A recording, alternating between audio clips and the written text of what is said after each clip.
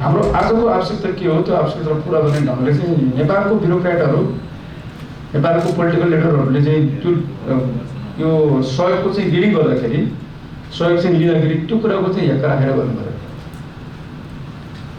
World bank एडिबीको बारेमा मैले भनेको थिएँ यो एडिबी र वर्ल्ड ब्याङ्क जस्तो ठाउँ नेपालमा छैन भनेर चाहिँ उनीहरूको प्रतिनिधि म कहाँ भेट्न आउँदाखेरि मैले भने अचम्म मान्नु कसरी तपाईहरु नेपाललाई यति हेर्नुहुन्छ नेपालीहरुलाई यति हेर्नुहुन्छ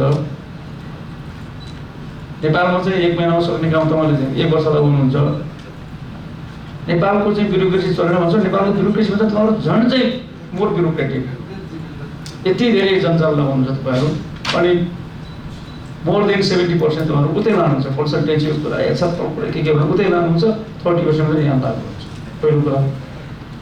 दोस्रो कुरा हाम्रो सडक तपाईले बनाइदिनु भनेको सडक चाहिँ कोटासिलो मात्रै हुन्छ नेपालीहरु चाहिँ अर्को चाहिँ 30 वर्ष 50 वर्ष चाहिँ खप्ने पिच गरेको सडकको चाहिँ नेपाली हिँड्न पाउँदैन सक्दैन अनि कोटासिलो चाहिँ नेपालीलाई अनि 4 मिटरकै बाटो चाहियो 6 मिटरको 8 मिटरको बाटो हुन सक्दैन होइन। हामी यस्तो चाहिँ हामीलाई क्रिटिकली आलोचना गर्ने चाहिँ क्रिटिकल क्रिटिसिजम गर्ने तपाई मात्रै हो पहिलो चाहिँ राजनीतिक लिडर हो। आजसम्म हामी जोसँग डिल गरिरहेका छौँ एकदम चाहिँ हाम्रो समर्थन गरेर यो कुरो ठिक छ भनेको छ तपाईको यो परीक्षण गर्नुभयो। अब नेपालको गाउँमा पनि कमसेकम 6 मिटरको बाटो बनाउनुपर्छ र हाम्रो चाहिँ पिच बाटोको कमसेकम ओडासिलो होइन ओडासिलो चाहिएन अब हामीले कमसेकम मिनिमम 30 वर्षदेखि 50 वर्ष खप्ने चाहिँ सडक चाहियो। नेपाली भने चाहिँ सधैँ चाहिँ तपाईँको गरिबीमा अभाव चाहिँ बस्नुपर्छ हिँड्नुपर्छ भन्ने छैन। भनिरहेछ के भनेदेखि हाम्रो जो चाहिँ ब्युरोक्रेटहरू छ मैले जस्तो जो पोलिटिकल लिडरहरू छ यहाँ तपाईँ जस्तै चाहिँ जो पोलिटिकल लिडरहरू छौँ हामीले त्यहाँ कुनै चाहिँ आफ्नो चाहिँ स्ट्यान्ड चाहिँ साथ चाहिँ आफ्नो आवश्यकता कुरा राख्न सक्दैन। उनीहरूले जे कुरा चाहिँ सहमत गरे त्यसैमा सहमत गरे भत्ता खाए मिल्यो।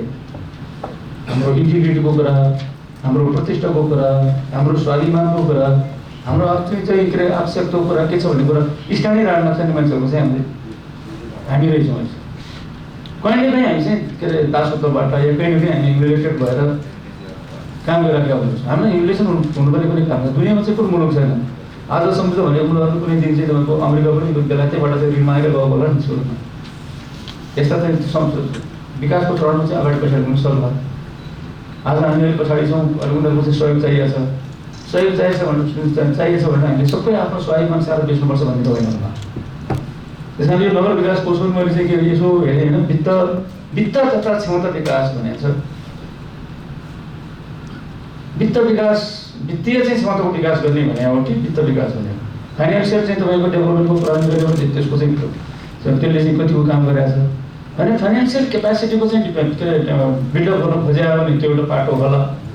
त्यसको चाहिँ आफ्नो चाहिँ तपाईँको क्यापेसिटी त्यो इन्स्टिट्युसनलले चाहिँ नगरपालिकाको चाहिँ क्यापेसिटी बिल्डअप गर्नको लागि यो खर्च गरे भने त्यो अर्को चाहिँ पाटो होला। त्यस कारणले यसमा पनि चाहिँ कहीँ न कहीँ सायद ठोस रूपमा चाहिँ यस्तो नआएको चाहिँ मलाई लाग्छ। हाम्रो आजको आवश्यकता भन्दा अलिक अगाडिको आवश्यकतामा चाहिँ हामी गइरहेको छौँ सम्झौता जसरी नेपाल सरकारले गर्यो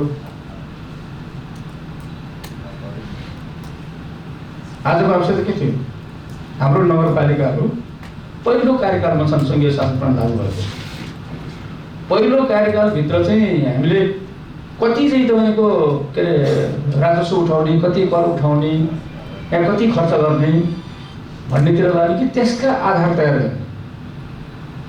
त्यो चाहिँ आधार तयार गर्नु पर्यो नि। त्यो आधार तयार गर्नमा चाहिँ हाम्रो नगरपालिकाहरू संस्थागत हिसाबले इम्पावर हुनु पर्यो। संस्थागत हिसाबले इम्पावर भनेको त्यसमा काम गर्ने लिडरहरूको चाहिँ क्षमता वृद्धि हुनु पर्यो। पहिला उसले संहिता बुझ्नु पर्यो उसले नगरपालिकाको चाहिँ मर्म बुझ्नु पर्यो उसको दायित्व रेस्पोन्सिबिलिटी बुझ्नु पर्यो। ऊ एउटा डेभलपमेन्ट चाहिँ तपाईँको के अरे एजेन्ट होइन ऊ एउटा सरकार हो। त्यस कारण एउटा सरकार रूपमा जनाउनुको लागि संस्थागत रूपमा चाहिँ संगठनात्मक रूपमा चाहिँ त्यसको चाहिँ के कुरामा आधार तयार गर्नुपर्ने हो। किन पहिलोपटक उभिएको सरकार हो त्यसमा खर्च हुनुपर्छ हाम्रो यो चाहिँ पछाडिको भन्दा पनि। त्यसो भने इन्स्टिट्युसनली चाहिँ हामी चाहिँ कुन ठाउँमा चाहिँ के अरे उभिएका छौँ त्यो चाहिँ त्यो इन्स्टिट्युसन बलियो हुनुको लागि चाहिँ चाहिने होला नि त। जनशक्तिको चाहिँ कति पर्याप्त अपर्याप्त त भएको चाहिँ जनशक्ति चाहिँ त्यो सङ्ख्यात्मकमा पर्याप्त भयो भने क्यापासिटीको हिसाबले त्यसको चाहिँ क्षमता कति, त्यो क्षमताले हामीलाई चाहिँ डेलिभरी गर्न सकेको छैन। जनशक्तिको विकास, उसको सङ्गठनात्मक चाहिँ विकास, उसको चाहिँ लिडरहरू वडा अध्यक्षहरूको चाहिँ यति धेरै ठुलो महत्त्वपूर्ण भूमिका छ। त्यसको क्यापासिटी कसरी बिल्डअप भयो, त्यो आधार तयार गरिरहेको उनीहरूले संहितालाई कसरी बुझेका छन्, उनीहरूले वडा चाहिँ समितिको चाहिँ दायित्वलाई कसरी बुझेका छन् र अध्यक्ष प्रमुख र उपप्रमुखसँग उनीहरूको डिडी के हुनुपर्ने, सम्बन्ध कस्तो हुनुपर्ने र उपप्रमुखको जसको चाहिँ महत्त्वपूर्ण भूमिका छ त्यसको चाहिँ भूमिका आजसम्म 30% चाहिँ निर्वाह लाग्छ मलाई चाहिँ। त्यो उपप्रमुखको चाहिँ भूमिकालाई चाहिँ क्षमताका साथ विकास गर्नको लागि उसको लिडरसिप डेभलपमेन्टमा चाहिँ खर्च हुनुपर्छ पहिलो कार्यक्रम।